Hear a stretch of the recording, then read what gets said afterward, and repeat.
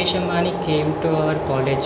In mathematics 1, I failed in mathematics 2, I failed in physics, I failed in biology, I failed in physics practical, I failed in biology practical, I failed in English. God is 10 and God is the most dirtiest word invented by men.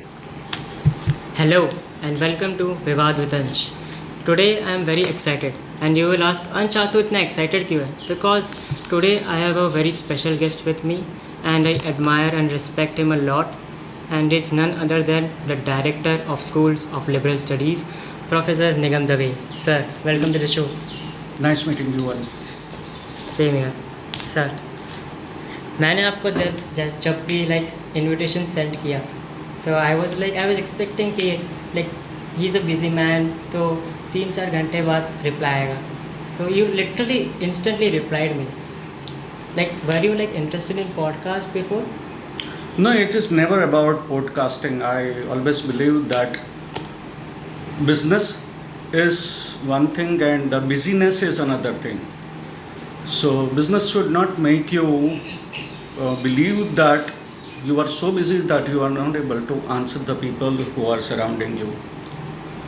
So, my entire professional life is revolving around students, and I believe it is my responsibility to respond in instant.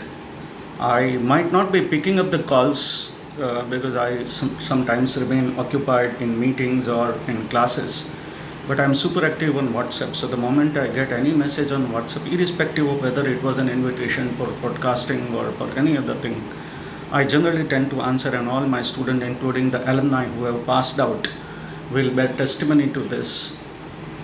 It is a pleasure indeed to interact with you because this is my first time experience. I have given many interviews in radio or on television, but this is for the first time that I am being introduced to video podcasting. So thank you very much. It's a pleasure sir. Sir, मैंने YouTube पर search किया था before doing this podcast कि निगम sir podcast. तो you were interviewed in this Gujarati channel on television. तो आपने कभी podcasting देखा है on YouTube? To be honest, I have also purchased the microphone like you because I thought that sometimes when I would become very free, I would also go into podcasting because I have heard many podcasts on internet. So one of my desire was I play music, as you know. I sing songs also. So my tryst with destiny with microphone is something that has been going on since my childhood. I've been on stage. So microphone is something that has always fascinated me. Talking is something that I like. Talking is something that I have inherited from my family. So although I do not know much about the skills of audio podcasting, but the moment I got an invitation from you, I was fascinated that this is my first time, so let me try it. And there's no better person to do it than your own student asking you questions. Yeah, it's really, I'm really glad you literally accepted my invitation. Pleasure. Yeah.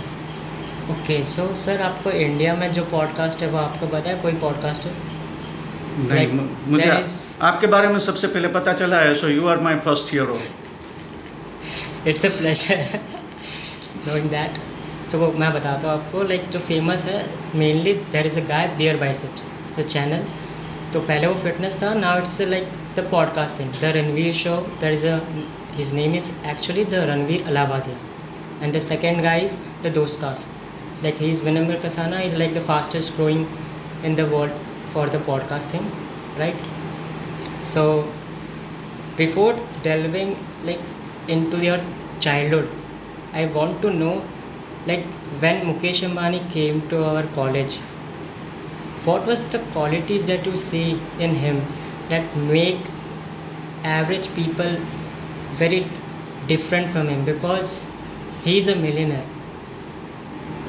और ऐसा क्या है, ऐसा millionaire में उनका mindset ऐसा क्या है कि वो एवरेज पीपल से ज़्यादा अच्छे सोचते हैं, they are more visionary?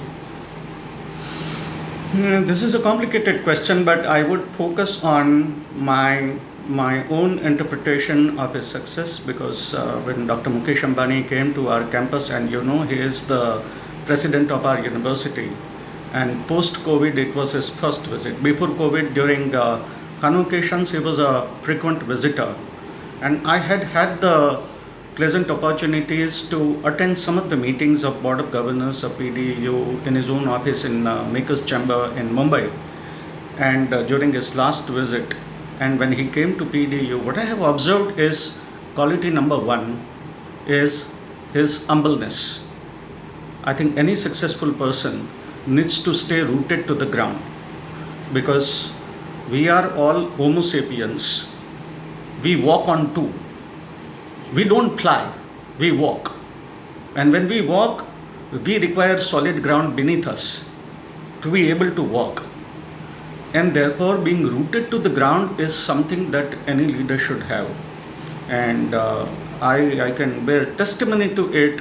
Whatever little I have seen of Dr. Mukesh Ambani, he is the most polite, amiable, reachable, and humble person, which is also reflected in his dressing sense, because he wears very simple clothes other than professional setup. He ensures to exude that pleasant nature with everybody whom he meets. He meets as if he knows you from years.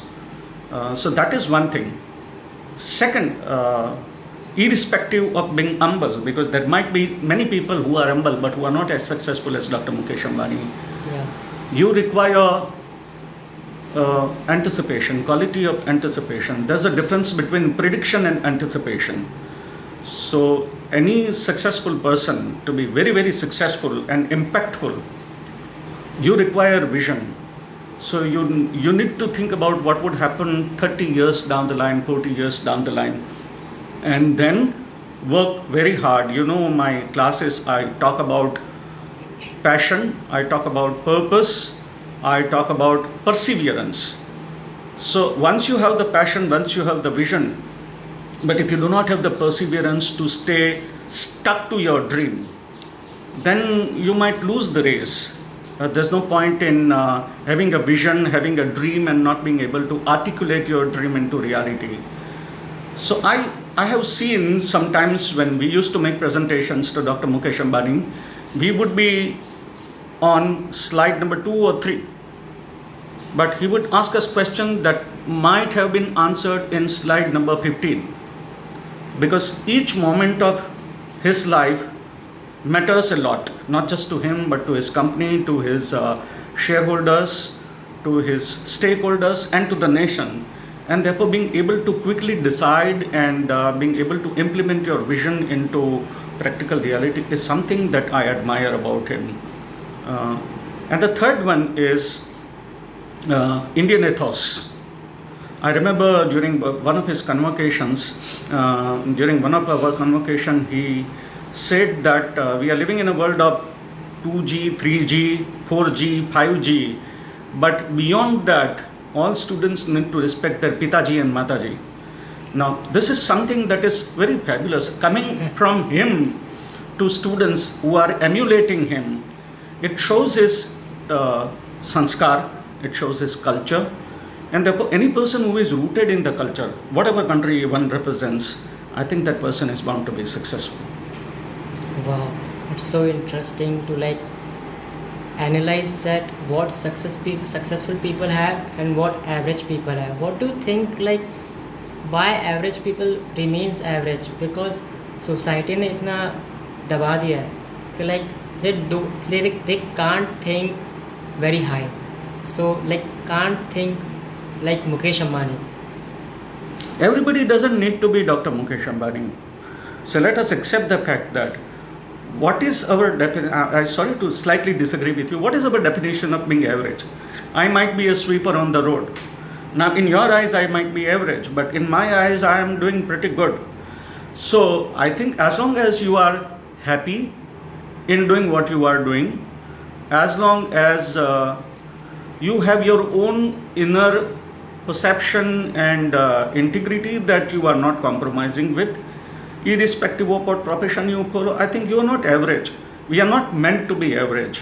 I remember one of the novels written by Ruskin Bond, in which there's a protagonist, his name is Rusty, and symbolically he is given a name of Rusty, one who is rusted. And he comes up with this line that either I would be somebody or I would be nobody, but I don't want to be anybody. So I like that quote when I read for first time this novel, The Room on the Roof. And in Bhagwat Geeta also there is a line which says, Yogaha karmasu kaushalam, which means karmasu kaushalam iti yogaha. Whatever you do, if you do it to the best of your capacity, you are doing good. And therefore, let not society judge whether we are average or whether we are highly successful. Because everybody, if everybody is Dr. Mukesh Ambani, if everybody is Sachin Tendulkar, if everybody is the great Amitabh Bachchan, then the world would be monodimensional. So we require all sort of people, and all sort of, even the plumber, or even the carpenter, or even the gardener, or even the teacher, Agree. or even the software engineer. Everybody matters in this society. Yeah. Sir, but don't you think that we are more than we think? Because today in India, like most of the parents are forcing the children, कि like तू यही कर, तू ये ले, like तू doctor ही बन, तू इंजीनियर ही बन.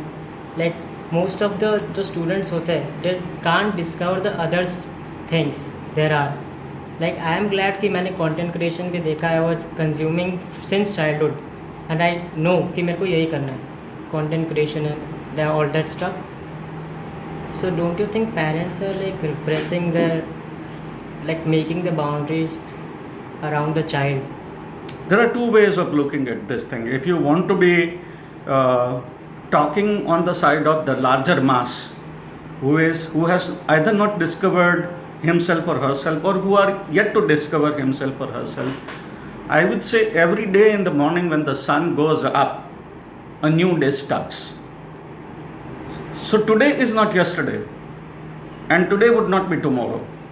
So each day is different. So what if I did not, or I could not discover myself I was born in 1972. So 51 years of my life, I could not discover myself. That's fine. Today I discovered myself. That's more important to me, rather than even having invested one more day. So I would believe that each day gives you the opportunity to understand who you are, and that's never late. So even if you, George Bernard Shaw, the very famous writer in British literature, he started learning new things, and he fell from a tree, and he received mortal injuries, and because of that he passed away. Now my question is, what was he doing on a tree at that time? So people like George Bernard Shaw are enough testimony to prove to the world that there is something that is always remaining to be learned, and there's always a tomorrow you can discover yourself. And coming back to people, that 1%, 2% people who believe that they have discovered their purpose or life goals in their life and who are very happy, I would say even then, purpose may remain the same, but the way you execute your purpose will keep on changing. I'll tell you this podcasting and everything. Now today you would say, I knew exactly what I wanted to do, and I'm doing it. Had you been born in my age, you would not have thought about it. So you're being born in a contemporary generation with podcasting facilities available, and you're taking it to it, is also coincidental.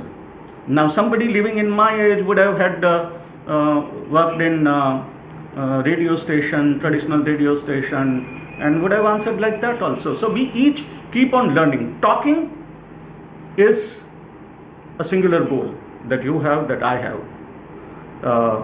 How we are talking and on what platform we are talking keeps on changing. So there's a very famous theoretician who is highly respected in mass communication. His name is Marshall McLuhan, and he said that medium is message.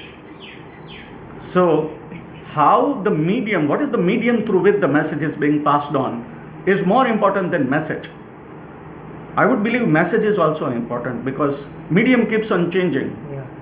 So there was oral tradition, then there came a print, and then after print radio came, after radio television came, post television now this modern gadgets have come, maybe who knows, wearable technology would come.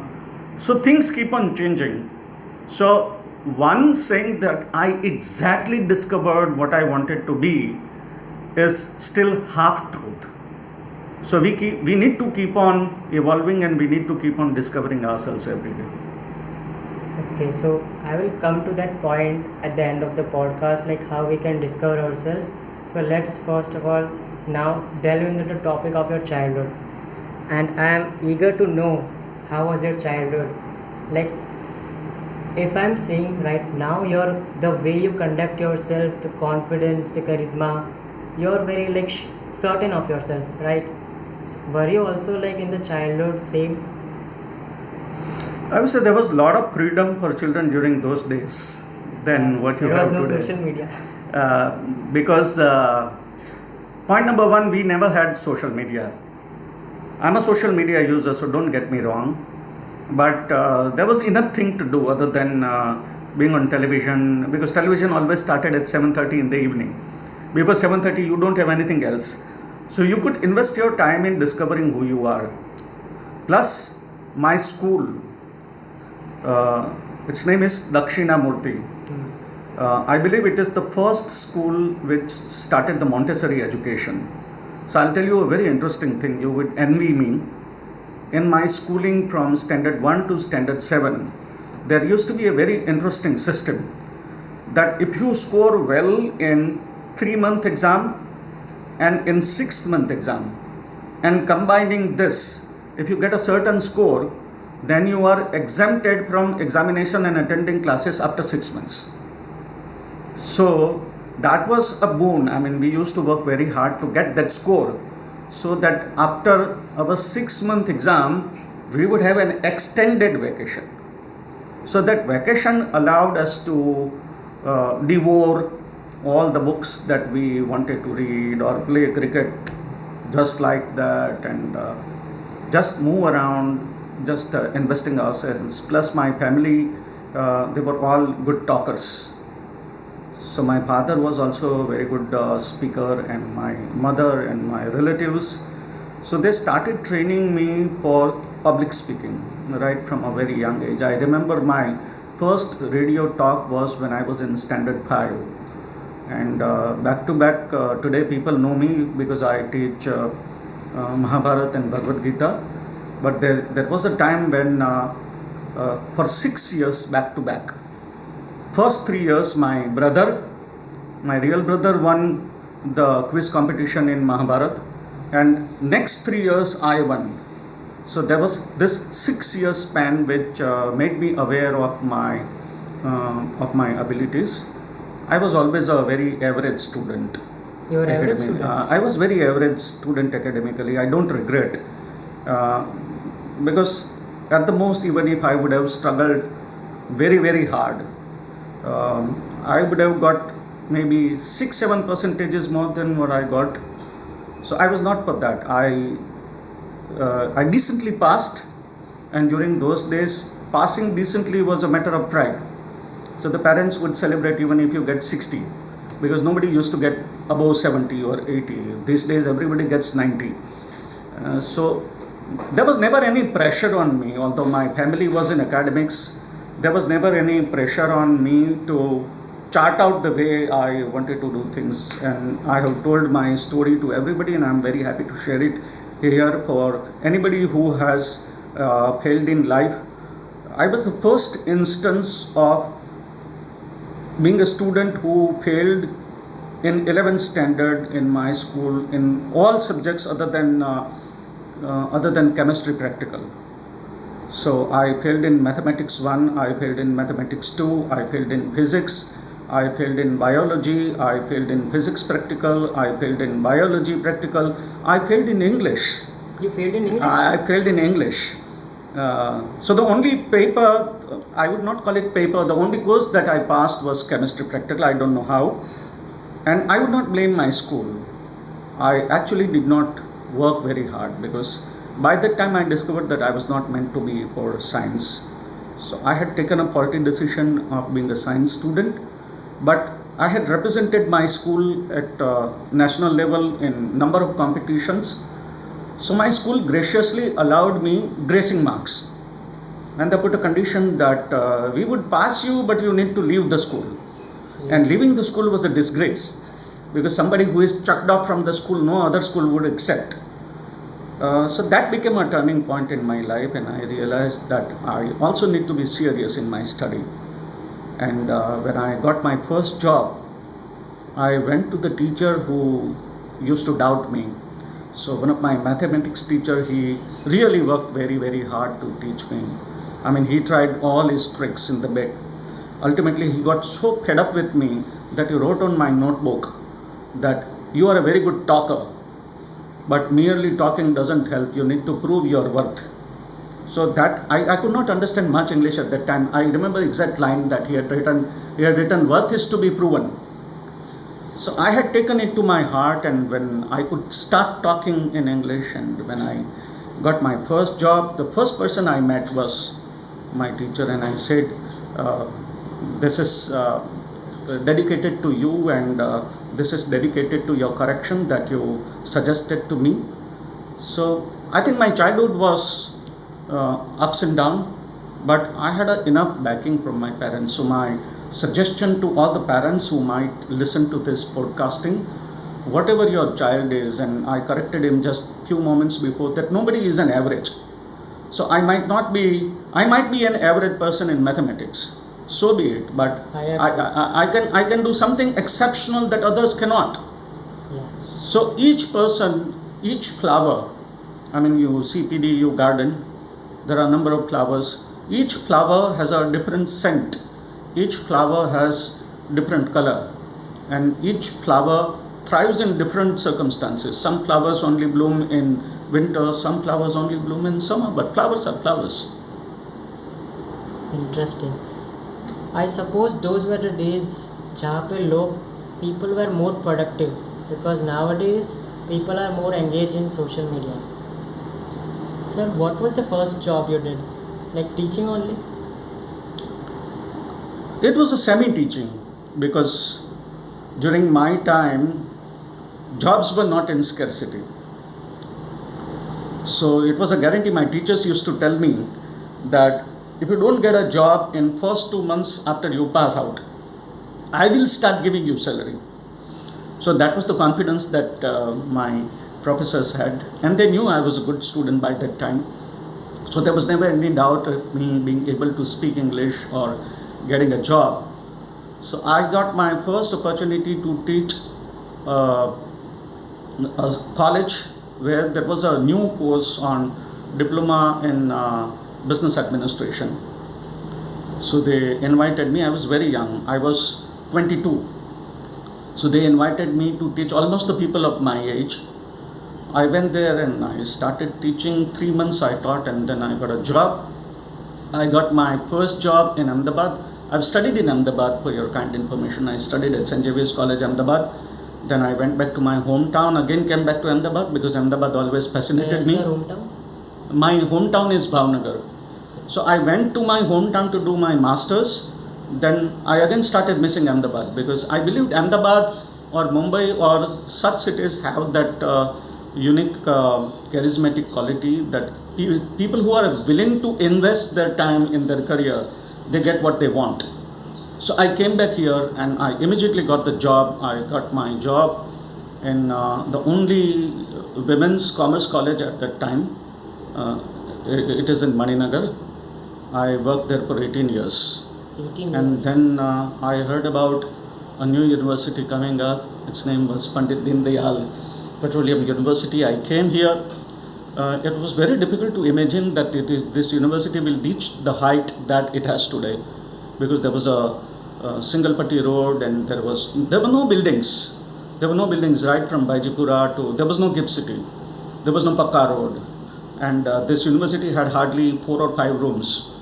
It was still constructing? It was semi-constructed, and it was we were always on the move.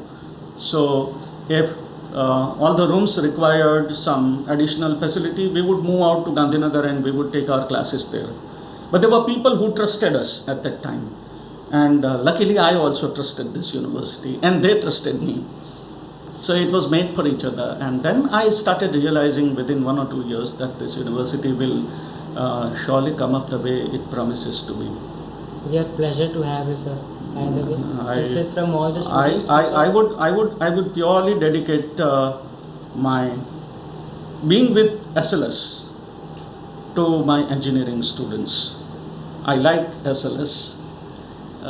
I like liberal studies, but I did not join PDPU at that time to teach liberal studies because there was no liberal studies here.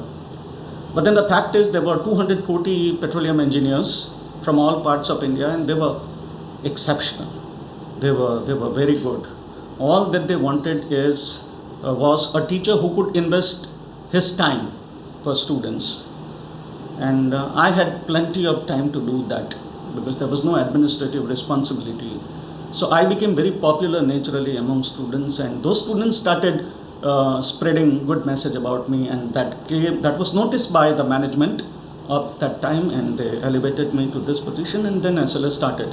So I think we need to respect engineering also, because our university is energy university, and it was thankfully the engineers who started advocating for people like me and liberal arts, and that's how the university started liberal studies.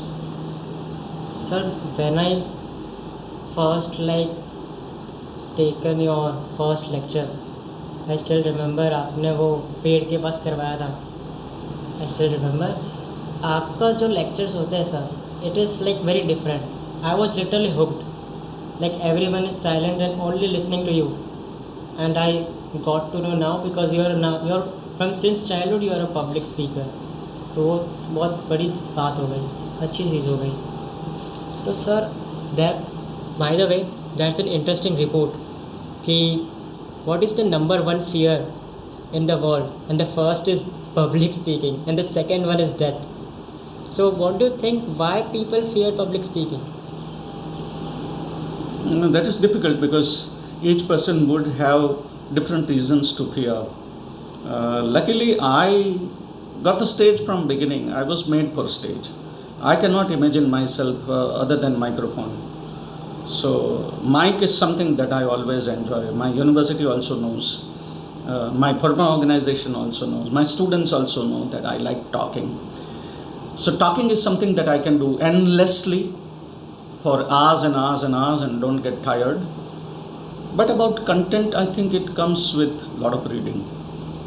So if you want to be a good speaker, there are two qualities that you require. One, you need to be a good listener, because good talking or good speaking doesn't come without ability to listen.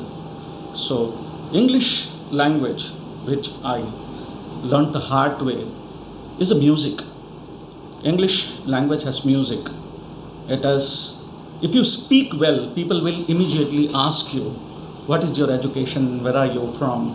And many times when I start speaking English, people ask me, where are you from? And I say, I'm from Gujarat. And they say, Gujaratis don't talk English. And I said, but then that's a pleasant exception. People are now learning. We are a global society, so no state is limited to one characteristic. So if you listen well, which my teachers taught me, and because I was an average student to start with, I had no option but to listen and to learn it the hard way.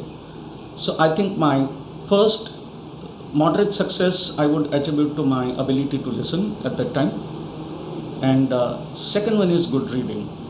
You need to invest your time in reading. Let me tell you, PDEU has very interesting bonanza for faculty. What is bonanza? Bonanza is benefit, extra benefit other than salary. So all the faculty here in PDEU get 1 lakh rupees per year, which we call CPDA, which is Cumulative Professional Development Allowance, under which at that time in PDEU we could buy books. So there was a time when I would go to Crossword, and the people in Crossword also used to know that here is a very rich customer. So they would move around with me, and I would go and I would say, I want to buy this books, because I was not worried about the price. So my cupboard, which is there, I don't know whether the camera would be able to showcase or not. My God. But These are the books that I bought because of PDEU, and the more you read, the greater the learning would come to you. So I believe reading is essential to be a good teacher. And the last one is you need to be a good person. You need to have a good heart for students. Right. What kind of books do you read? Like I saw Bhagavad Gita तो है ही इसमें. तो like आपको भगवत गीता में कैसे interest आया? Like you started teaching Bhagavad Gita. आपको मैंने सीनियर से सुना है, you are literally आपको मुंह पे रटे हुए हैं shlokas. I owe it to my father, who is a professor of Sanskrit. And you know, father-son relation is always competitive. So it's never very smooth. So my father would always believe that I would still take years to reach his height, and he was correct. But I was also very adamant. So I would tell him that one day when he did not know, I mean, he passed away before I started teaching Bhagavad Gita. Because all my initial years I taught commerce students, so I taught stock exchange and all other things. But then I got SLS and I introduced the paper in world literature and I started teaching Bhagavad Gita. Had he been living today, he would have been very proud of me. So I used to tell him that one day I would talk like you, and one day I would quote Sanskrit stanzas. And my minor in college was Sanskrit. So my major was English and my minor was Sanskrit. I wanted to take psychology or economics at that time, but my college did not allow. So they forcefully gave me English and Sanskrit, which again came to my rescue. But putting everything aside, I think Bhagavad Gita, like Bible or any other great religious book, has something in it for everybody. So my room partner in St. Xavier's College was Christian, and he gave me a hardbound copy of Bible, and he said that when you turn any page, and each day you turn and open any page, and you would find answer to your problem. I think that applies to Gita also, and that applies to all religious books also. You just need to find out proper interpretation. It is very logical. Bhagavad Gita is very logical, and our purpose in teaching Bhagavad Gita is not religious. It is to acquaint students with how to tackle frustration, depression, anxiety, lack of decision making, and then working very hard. So that has fascinated me ever since my childhood to talk about Gita.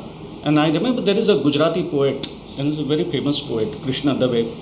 He has written an anthology called Vasaldi.com. And in that he has written one line which I remember. He says that Gitaji.com etlu ukelwama ukle gai Pandit ni jaat, which means scholars and scholars and scholars and endless scholars have tried to interpret Gita, but nobody has been able to do successfully. So it's just a normal attempt in interpreting it. Everyone has interpreted it and published their own books with on Bhagavad Gita. So what do you think? लोग भगवत गीता के बारे में इतना बोलते तो है, but I guess people are more tend to read it more emotionally side, not taking it to very logical side, because there are still conflicts. मैं आपको बताता हूँ, Instagram पर it's like अगर कोई if one reel is recommending one book, like for example if one guy is recommending Rich Dad Poor Dad, and in the comments they will start read Bhagavad Gita. Irony की बात है, उन्होंने पढ़ा नहीं होगा, but they are more emotionally connected to it. So why are people more emotionally connected to it? And I personally think that you should read more logically, and you should think more strategically when reading Bhagavad Gita, because it's your personal growth, right? I'll give you the answer.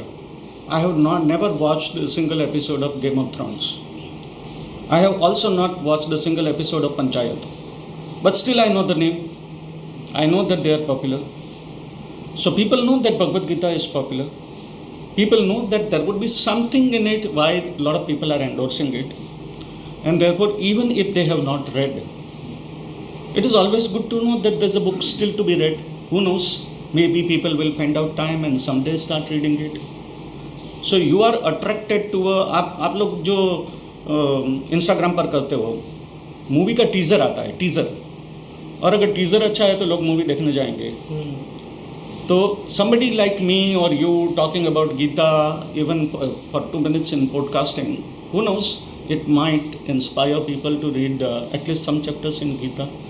So even if it is with half knowledge or no knowledge, I think it is still welcome, any book that people are quoting. And the second thing is your emotional part. Gita has this answer itself. There is Gyan Marg and there is Bhakti Marg. Gyan Marg or Sankhya Yoga is logically approaching the truth, which is not possible for everybody. You need to be highly intellectual to do that. But there is a simpler way, Bhakti Yoga, which means accept everything and live in the present and enjoy. So Valmiki ji, who wrote Ramayana, he could not even pronounce Ram correctly. So instead of speaking Ram, he started speaking Mara, Mara, Mara, Mara, Mara. But Mara, Mara, Mara logically became Ram, Ram, Ram, Ram, Ram. Really? It is like that. The story goes like that. So the point is, if you have a real passion, then even a stone idol would become God for you, even a person would become God for you, even a living organism would become God for you. There's a very famous poem written by William Taylor Coleridge called Ancient Mariner, and the last part of the poem says that they prayeth best who loveth best. Means those people who pray best, they love best, both man and God and beast. So whosoever you meet, if you do not develop animosity or unintentional hatred for that person, I think that in itself is worship. You don't require to necessarily go to temple or believe in one God, but you need to believe in Godhood. You don't have option. Yeah, because recently I discovered that you, like human beings, need someone to rely on. कि okay मैं नहीं कर रहा, मैं अगर कुछ नहीं कर रहा हूँ तो ये है देखने के लिए, so I will do that thing, right. And what I personally think, मैं आपको बताऊँ तो I also had the atheist phase. मैं भी उसमें था कि question because I was not satisfied with the answers like the society gave me.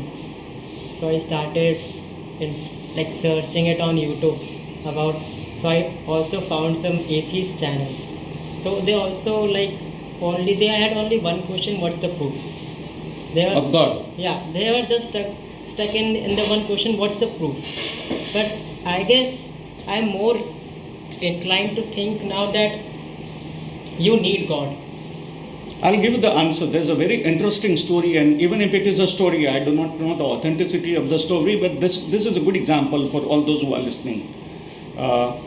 There was a scientist who used to believe in God, and he would talk very positively about God, as in God, person. And other scientists used to laugh at him and say, there's no God, and the world comes up on its own, either through Big Bang or Big Bounce theory or through Higgs boson. The world has its own natural course. So one day he invited his friends for dinner at his home, and on his table there was a model of all the planetary system, the solar system, and the planets moving in their orbits exactly the way they do in solar system. And it was intricately made. It was a very fabulous model. So the scientists were amazed and they said, when did you make this? This is superb. Tell us how you made it. And the scientist smiled and said, it came on its own. And the other scientist said that if you do not want to share your expertise with us for copyright reason, that's fine. But don't tell us that this intricate model can come on its own. And the scientist smiled and said, even if you are not ready to believe that a toy or a model cannot come on its own, how do you assume that the world came on its own and the world keeps on moving on its own? So there has to be something. It is up to you whether you want to call it God or godly design, but there's something that is beyond us. When we go to sleep, we don't control our breaths. When you are asking me questions right now, within 1 minute, how many breaths you took? No, you did not. Was there a guarantee that you will wake up today? No, there was no. So there's something else that is also propelling us. And today, you and I are here. We are born right now when many millions of people are counting their last breath in ICCU. It's not coincidental. Nothing is coincidental. Right. So what do you think about, sir, first of all, what is the most favorite character in Bhagwat Gita for you? Of course, it has to be Krishna. Yeah. Because I'm talking from literature point of view, so those who take Krishna as God, please pardon me. But Krishna is a character, is a round character. He is a multidimensional character. He is somebody whom you can approach as a friend. You are not scared of Krishna. And he has solution for almost everything in the world. The way he works, I think it's fascinating. And his approachability to common people is also very good. His charm is charismatic. I think the only God whom people took as lover is Krishna. And therefore, my first most favorite character in Mahabharata is Krishna. The second one I would rate Karna, because Karna is somebody who would have been much more than what he got in his life, but he was very noble even in his suffering. So it has to be Karna. So I like Krishna the most, and I like Karna secondary. Yeah, I still get goosebumps when I see the Bhagwat Gita. The old, आपने वो old serial देखी है महाभारत की, जहाँ पे Krishna and Arjun they do the Bhagwat Gita. So it's very interesting. I still get goosebumps from it because it's more in the Shuddh Hindi and it's more appealing to me. Okay, someone is giving to my answers. It's so satisfaction. I agree. Different versions are there. Different versions of Mahabharata are there, and different books are there. Yeah, why are there different stories? And एक book में अलग है, एक book में अलग है. It is because these characters are very famous. So I know that Krishna is famous. If I create a story on Krishna, people will listen to me, and So I will be able to pass on it's kind my. of marketing. I would not call it marketing. It is the inherent interest in stories. Human beings are oriented to stories. If I would be answering your question theoretically, then nobody will complete the podcasting. So I need to find out stories to tell you. So the medium keeps on changing, I told you. Message still remains the same. Stories. So whether it is नई movie कौन सी आई है, Kalki or RRR or whatever, they become famous. Why? Because there's a story. And then of course there is VFX and other things are there. If only VFX is there and there's no story, people will not watch a movie. So story is permanent, and therefore stories would keep on evolving. It is mythology, the word mythology. If I say that Mahabharata is mythology, people will feel offended. That no, it's not mythology, it is true. I don't doubt. Yeah, because they're more emotional. No, I don't doubt. I don't doubt that it would have happened and these people would have really happened. But the actual meaning of the word mythology, as per etymology, is something that comes from mouth to mouth. But today we take myth as falsehood, which is not the actual meaning of the term. So mythology is something that passes from mouth to mouth, and it is very natural. People will add their own color, people will add their own masala to the story, and new stories would come. That's how we keep on living. Stories have to keep on thriving. Okay, so you're a public speaker. How one can tell good stories? Like if I want to become a better storyteller, how can I become better speaker too, and also improve my articulation? You need to understand your stakeholder group. So, who is your stakeholder group? What age they represent? What is their level of smartness? What examples they would like? What examples they would not agree with? So, for example, my teaching Mahabharata to excellent students and intelligent students of liberal studies from purely my conviction and my religious belief will not make sense. So I need to intelligently interpret it logically to students in their own language. So the stories that you tell to people, you need to understand who is your listener, and then accordingly tailor your pitch, your examples and everything. And sometimes it is God gifted. God appoints different people for different tasks. So I believe God appointed me to share stories with the world. Nice. That's a good advice to me. I will definitely work on it, sir. So I still remember in the first semester I asked you, like, I am interested in philosophy. Okay, so I asked you, I still remember, what is the beginner friendly philosophy I should read? And you told me Osho, Rajneesh Osho. And it was kind of, I know before asking like Osho, okay, there is some person Osho. But when I actually started like watching his videos, he literally struck me like, what is like, he in one stance he is like saying God is this, God is that, like God is everything, and in one video he is saying God is 10 and God is the most dirtiest word invented by men. How he can be so contradictory? Walt Whitman करके एक poet हुए America में. He is considered to be the national poet of America. He wrote a poem, epic, modern American epic called Leaves of Grass, and he wrote a poem, very long poem about himself. That poem is titled Song of Myself. And in Song of Myself he comes up with one line: do I contradict myself? Very well, then I do.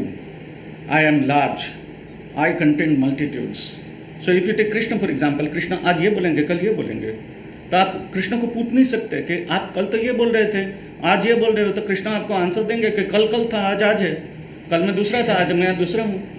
So that's what I believe, that you need to be open to adaptation or flexibility. You cannot be rigid in your perceptions. So I give it to Osho and I give it to Krishna, that they could very swiftly move from one pedestal to another pedestal.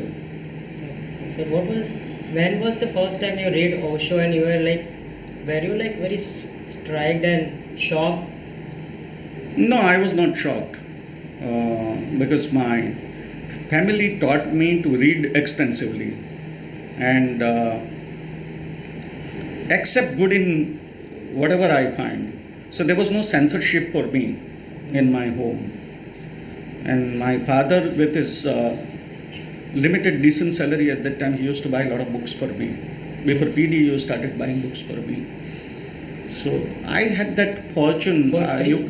You can call me a pampered person for storytelling. It was destined that I would share stories and I would become a public speaker. But when I started reading, there was no control over me. So my father would encourage me to read anything and everything and still contradict him also. So that's what I told you, that I used to have a frequent debate with my father. I might disagree with him and he would try to counsel me properly.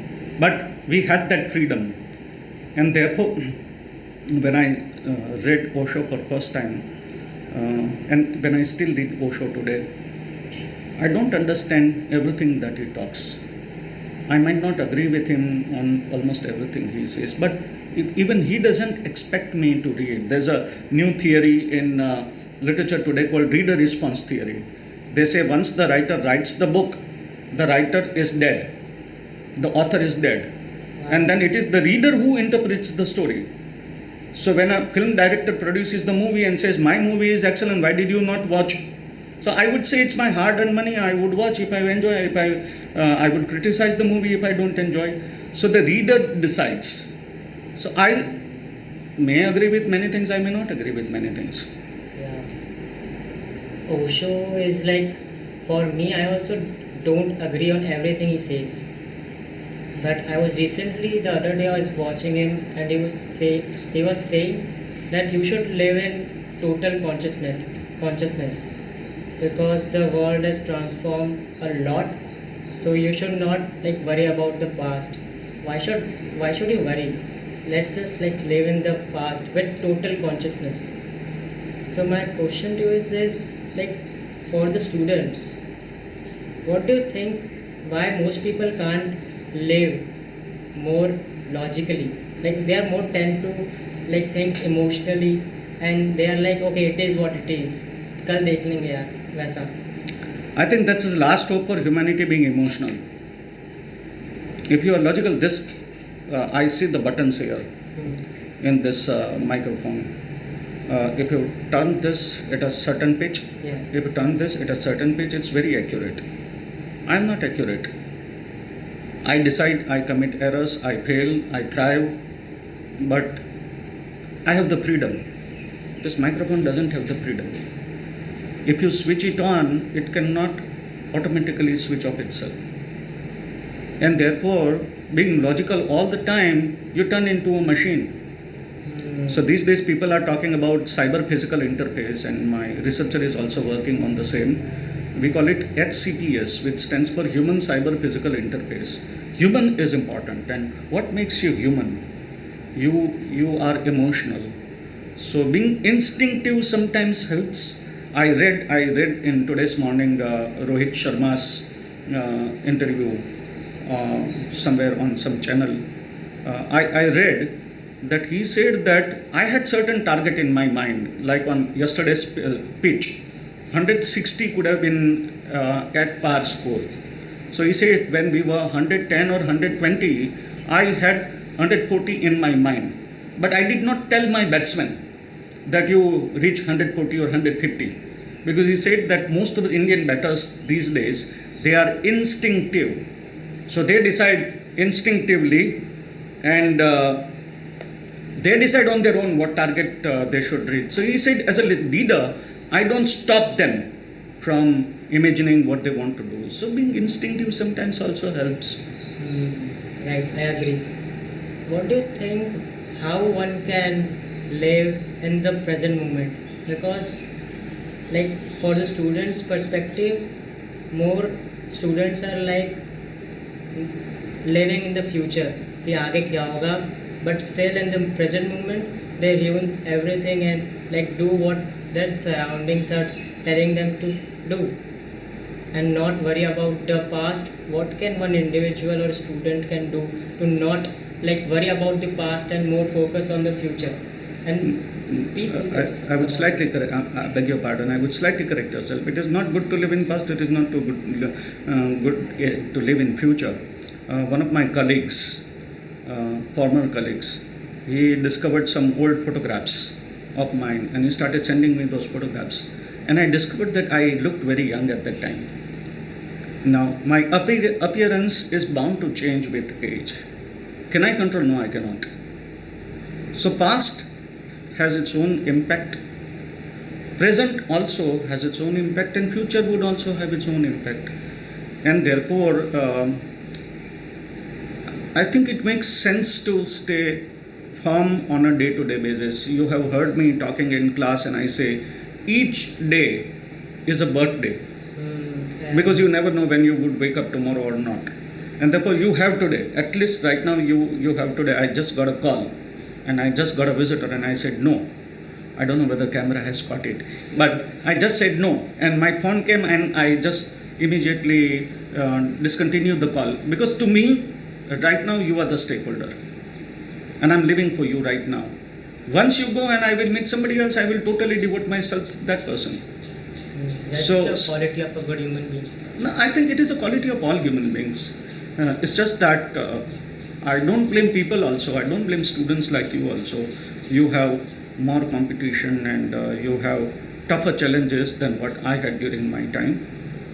But then some part of your life needs to be devoted to yourself, to doing something that you enjoy, and being unapologetically happy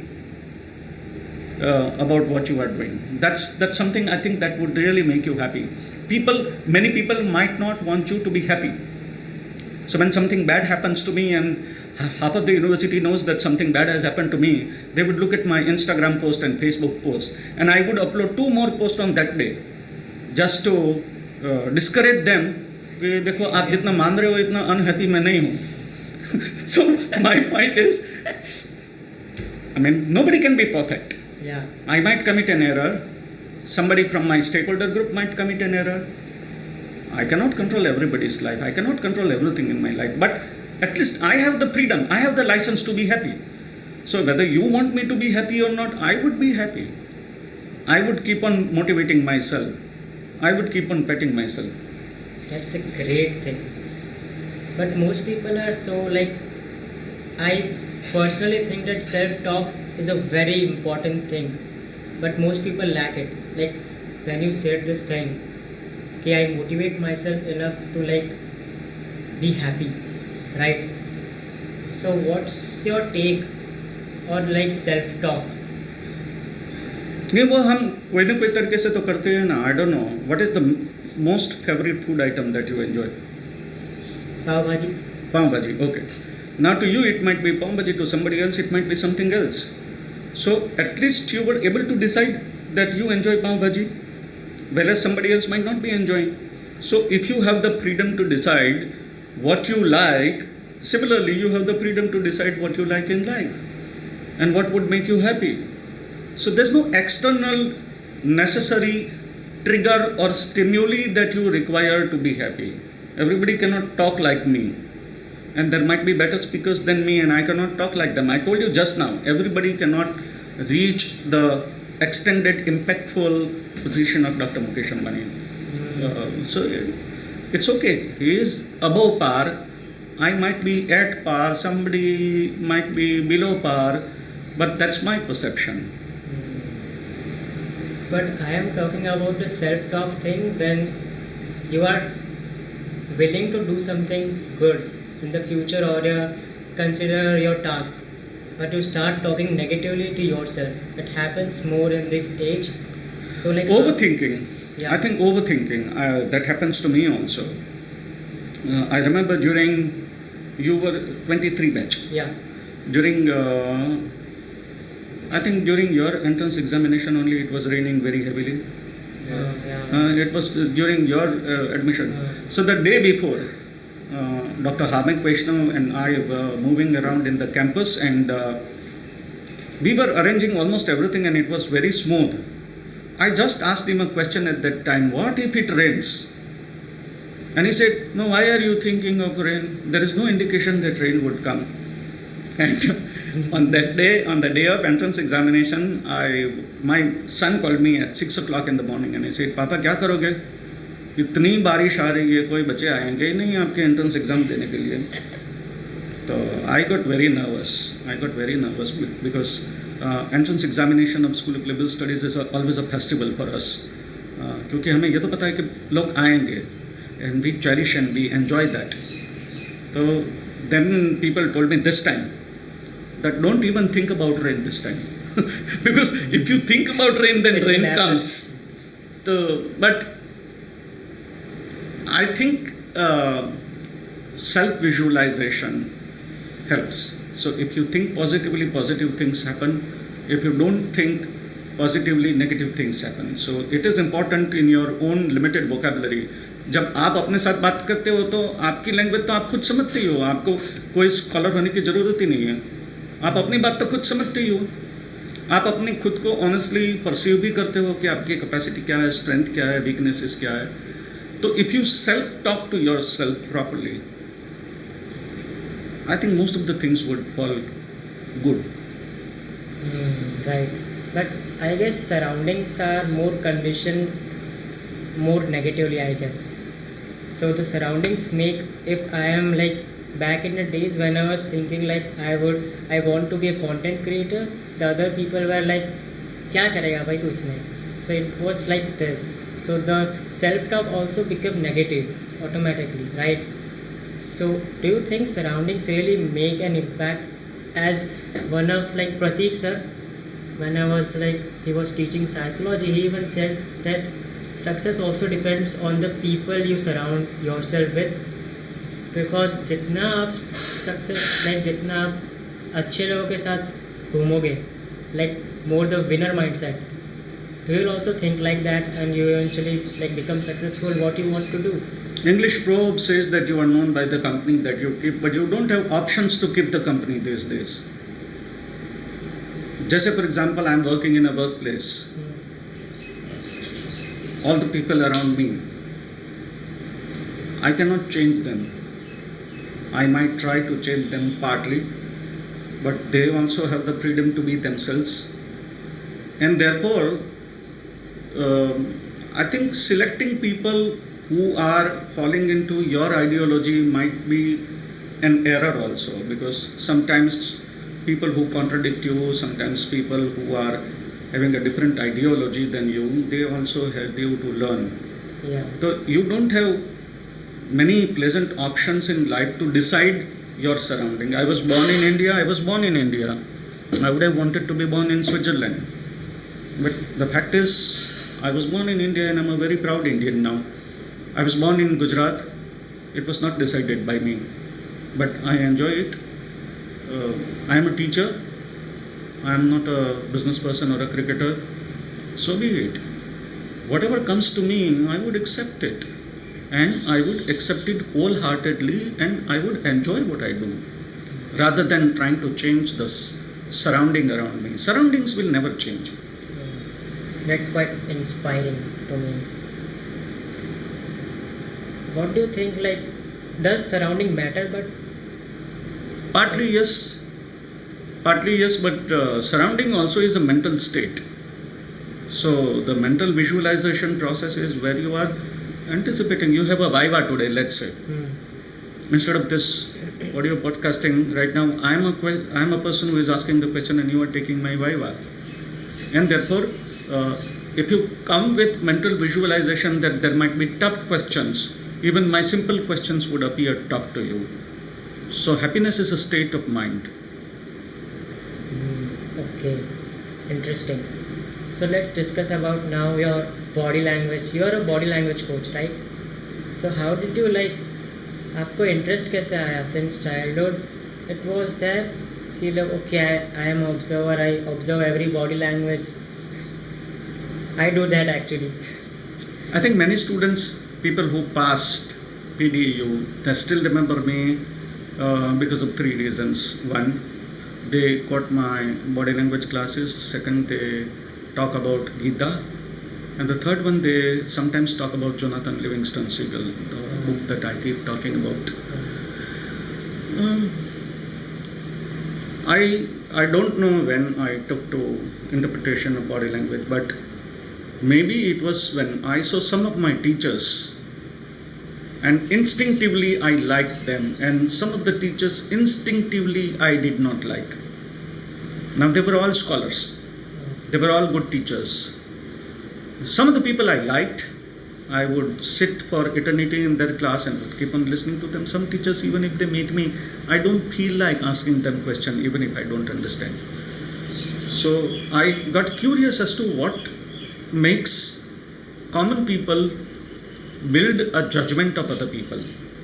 So you tend to instinctively build a judgment about others first few moments through their appearance, and then the way they talk, and the way they connect with people. So body language is not just body language, it's a synchronization of almost everything. It's knowing you, and it's knowing the way you act. Say for example, I always give this example in class, that right now this hand is positioned like this. Instinctively, if we are not talking about body language and I also keep my hand like this, there are better chances that you would develop rapport with me, because I am mirroring your action. So it's a mirror image, this hand versus this hand. It's very instinctive, it's very subtle. I have also seen that when you ask a question to somebody about past, I would look at the camera and I would answer. If somebody asks a question about remembering the past thing, the eyes would either tilt this side or this side. So how I would remember? I would remember it like this. You are asking me, when did you say this? And I would say, I said this at so-and-so place. Or, I remember you had asked me this question. So there are people who are visually oriented and there are people who are audio oriented. So people who are if I know the way you act, I can always give you visual clues, or I can give you auditory clues, and therefore my chances of getting successful with you in business negotiation might be better. So, and then luckily students also were interested, so they kept on adding to my knowledge. They would send me photographs, they would send me videos, because they knew that I'm interested. And I spend enormous time on internet, even more than my students. So I use it productively. Internet is modern Mahabharata. Wow. About Mahabharata it was said, Yanna Bharate Tanna Bharate. જે મહાભારતમાં નથી એ દુનિયામાં ક્યાંય નથી. તો I would say the same thing for Google also. That which is not there on Google doesn't exist. So it just requires your proper searching ability to find out what you want, and I find out what I want. How one can find what actually you have to do in your life? Like आपने भी बचपन से your parents taught you how to speak, but most of the parents like force students, okay, like you can do this, you can also do that. So students don't have that free will to also experiment and do trial and errors, right? You have. I think we should not be blaming our parents. I'm not blaming. Because parents think good about us. Yeah. They think good about us with their own understanding. You also think good about yourself. If you are a stock market investor and you invest in stock market and you fail, did you think that you will fail? No. You invested thinking that you would earn profit, but you committed an error. Likewise, parents are also likely to commit an error. You are also likely to commit an error. So let's not, I always tell my students, let's not bring the parents into it, or let's not bring the teachers into it. You ask them a question and they answer. It is up to you to decide what you want to be in life, and it is always in an evolving process. There's never full stop. Okay. So what I am today is half of the potential that I could have achieved, and I don't know where I would be tomorrow.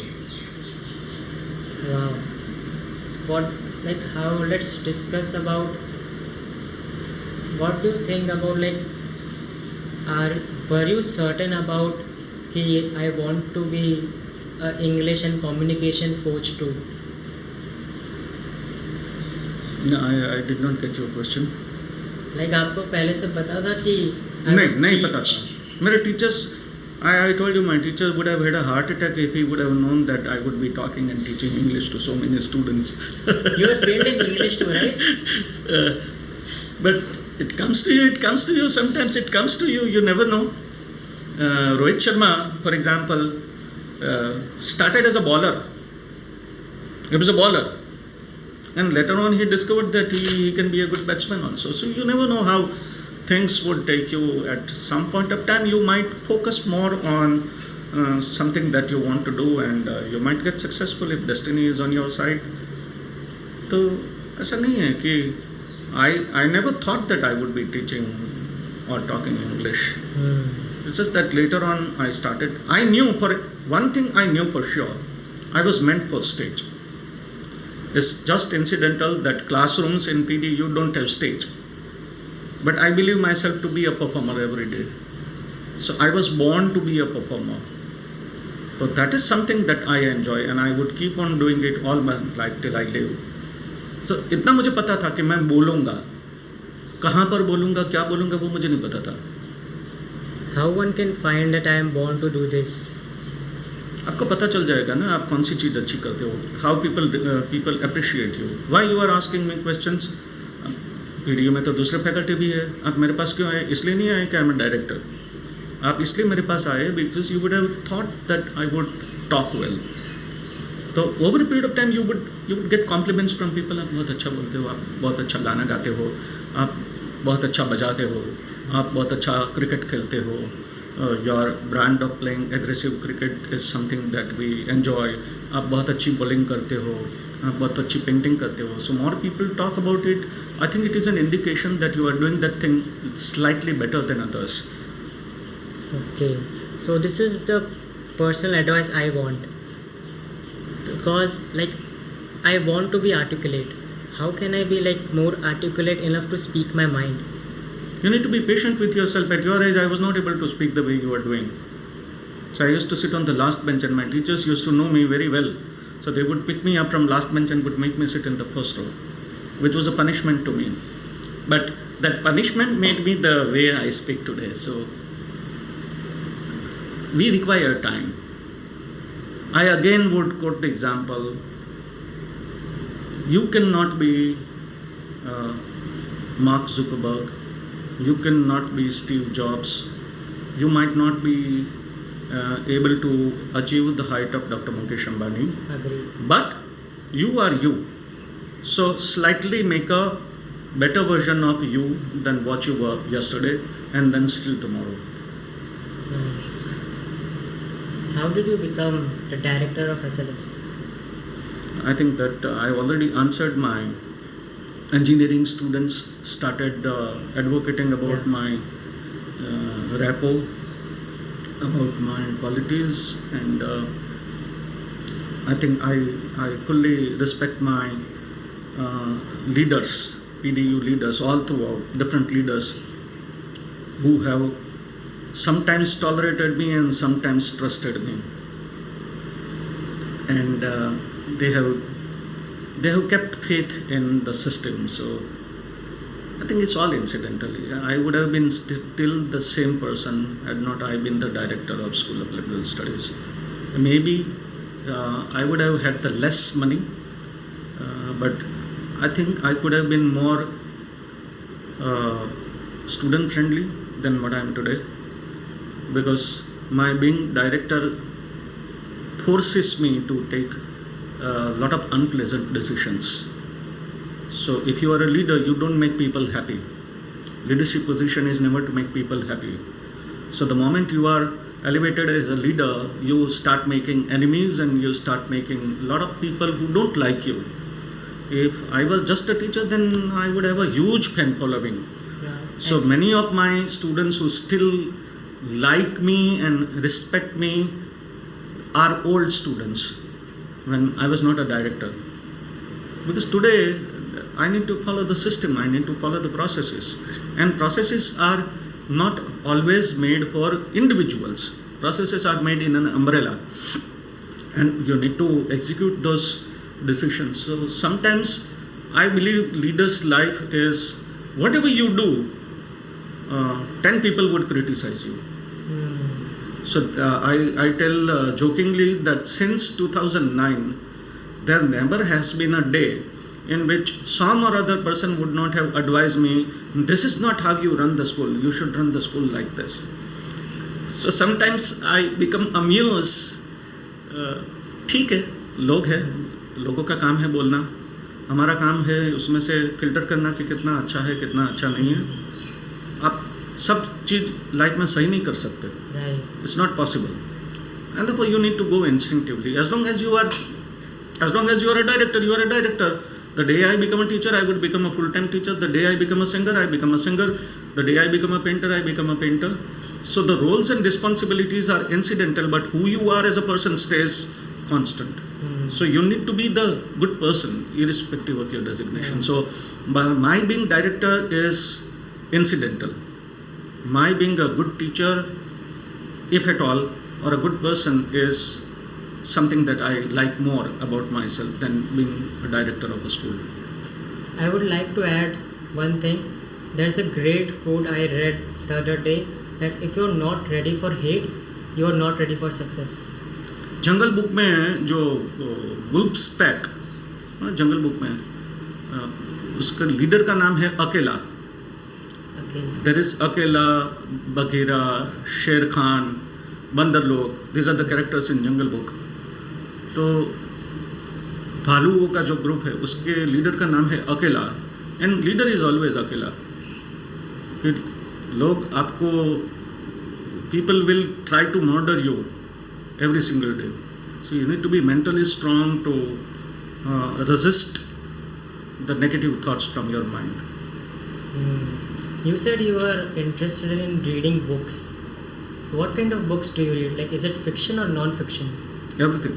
Everything. Everything. What is the top 3 recommendation books you would like to recommend to the students? That's very difficult, very, very difficult. But you already heard 2 things from me. There used to be a Facebook challenge जिसमें लोग लिखते थे कि आप 10 books list करो जो आपको अच्छी लगती है और फिर नॉमिनेट करो दूसरे लोगों को. तो जब मेरे इंजीनियरिंग के बच्चों ने चालू किया उस टाइम, तो मुझे डर था कि कहीं ना कहीं पर कोई तो मुझे पकड़ेगा. तो आई वॉज जस्ट प्रेइंग कि कोई मुझे टैग ना करे तो अच्छा है. I am not that popular, तो ठीक है कुछ समय तक चला, but unfortunately one student tagged me. So I said I might be puzzled and confused in naming 10 books that I like. वैसे तो बहुत सारी books है which I enjoy, but I think I would narrow down only on 2 books. One is Bhagwat Geeta and the second one is Jonathan Livingston's Sea Gull, which keeps on inspiring me. There are other books that I enjoy also. Yeah, that's okay. Okay, so now that was a very good story of your, like it was really inspiring to me and the students as well. So now let's move to the part. So there is a student, Brijraj Singh Goel. So he literally did this great thing that all the lectures he gave, he combined all of his quotes and published it on the LinkedIn. So some of the quotes I have written down to discuss with you. So first quote is, in diplomacy you think intelligently, not emotionally. Sir, आपको नहीं लगता कि not only in diplomacy you'd also think intelligently in life too, but okay, you can think emotionally also, but you should also, for the long term goals, you should also think more intelligently. I think I just answered your question. If I'm answering your question as a director, I need to use my head, and if I'm answering you like Nigam the way I need to use my heart. So you either think with your heart or you think with your head. But diplomacy, the very word diplomacy itself means that you are being diplomatic. Sanskrit में 2 अलग अलग प्रकार के सूत्र है. सत्यम वद meaning speak truthfully, और दूसरी लाइन है प्रियम वद मीनिंग ऐसा भी बोलो कि लोगों को अच्छा लगे. तो you can not do both things unless you are diplomatic. तो I think diplomacy is something that is meant for elite few people. For common people, I think thinking emotionally helps. Because you are basically born to be emotional. You are a human being. जो हम जिसको बोलते हैं emotional intelligence और cognition. Cognition makes you emotional in a way. You are born to have feelings. You are supposed to cry at some point in your life. You are supposed to rejoice at some points in your life. Say for example, without giving you any warning, if I just clap near your eyes would shut. So you did not even think for a split second to shut your eyes. You reacted instinctively. Yeah. So we all tend to react instinctively. Thinking emotionally does help. So we should also think intelligently, right, for the long term goals? It depends on what situation you are in. There's a famous line in English which says, there's different strokes for the different folks. So if you are in a intelligent situation, business negotiation, you need to be intelligent. But if you are talking to a child, you don't talk about reader response theory, or you don't talk about structuralism. You have to be a child with a child. Right.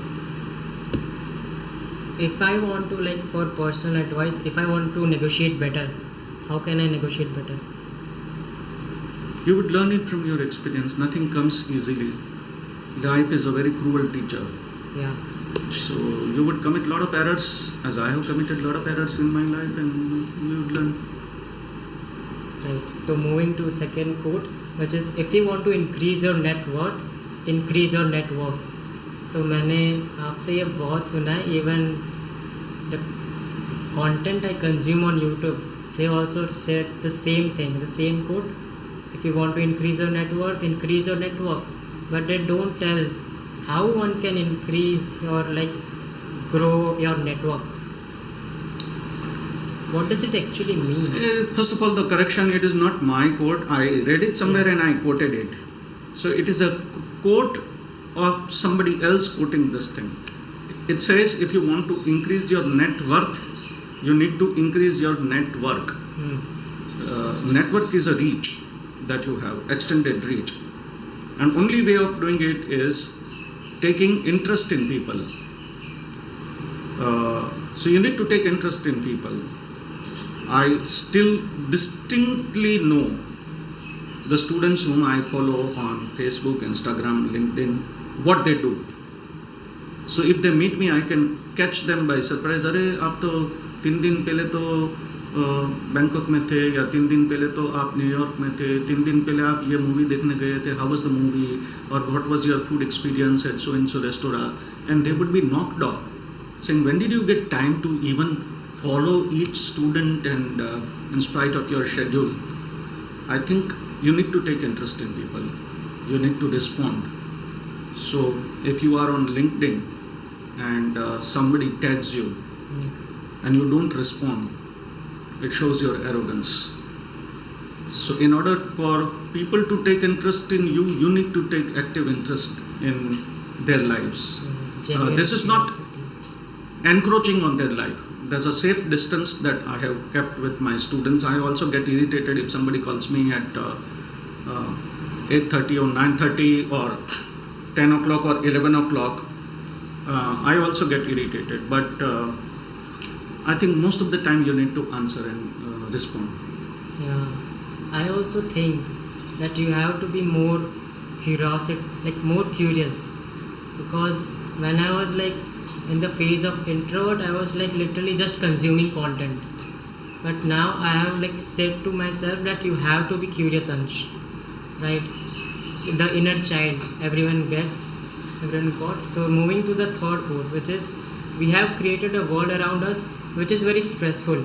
It does not allow us to be us. So in today's society, I guess even the students are not being themselves, because the society has conditioned every people the other way, because लोग क्या सोचेंगे, अच्छा मैं ये बोलूँगा तो ये क्या सोचेगा मेरे बारे में, and people like depress themselves, their negative self-talk. Yeah, I think I have answered this question earlier also. You just need to be you. You cannot be others. But how one can be? You need to have a strong determination and believe in what you are doing good. It's not an arrogance. There are two words. One is arrogance and second one is self-esteem. Self-esteem is knowing that you are doing something good, and believing in what you are doing good helps you develop that confidence, and not being impacted by people who try to bring negativity in your ideas. Nice. So the last quote is, you don't live just to earn, but to also discover who you are. मेरे को लगता है sir, most of the जितने भी लोग होते हैं, they can't discover who they are. नहीं, they might have discovered, but they don't know that they have discovered. They might have discovered who they are. आप अपने आप को आईने में देखते हो तो आपको पता नहीं चलता कि आप हो. I'm talking about the self-awareness thing. I'm just answering that. Yeah. If there is a group photograph of your class and your batchmates, are you able to identify yourself? Yes. Likewise, क्योंकि वो आपके सामने है ना, आईना आपके सामने है, mirror is in front of you, the photograph is in front of you. The only thing is your eyes are extrovert. आप बाहर देखते हो, अंदर नहीं देख पाते हो, इसलिए आपको कभी पता ही नहीं चलता है who you are. The day you start spending time with yourself, even for half an hour in a day, I think that's the day when you would understand and enjoy yourself. Yeah. Okay. So moving to the last section of the podcast. So the first question is by Mahit Hobani. As a director, what are a few non-negotiable principles that you believe an undergraduate should cultivate to stand out among the top 1% in today's work culture? Excellent interpersonal communication ability. You do not have options. And when I say excellent interpersonal communication ability, I cover everything. Your digital presence, your talking, your writing, your reaching out to people, your taking interest in people, uh, you need to be charismatic, and being charismatic can be learnt. People believe that one is born charismatic, but one can learn also through sheer hard work. So I think one quality that sets apart liberal studies student is the way they connect to people. If you have this ability, you would be successful in whatever you do. Nice. So the second question is by Jaladi Thakkar. Every person goes through a phase in their professional life where they self-doubt, live in uncertainty. So being a crucial part of many decision-making policies and its implementation, how do you stand firm on your ideas or decision despite the obstacles or cons?